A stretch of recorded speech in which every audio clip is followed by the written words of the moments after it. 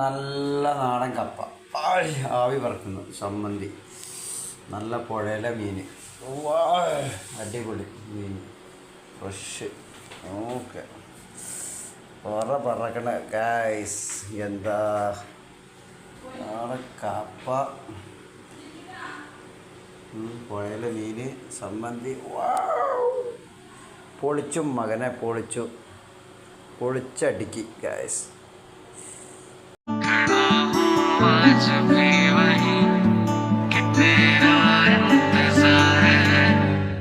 छूलो जो मुझे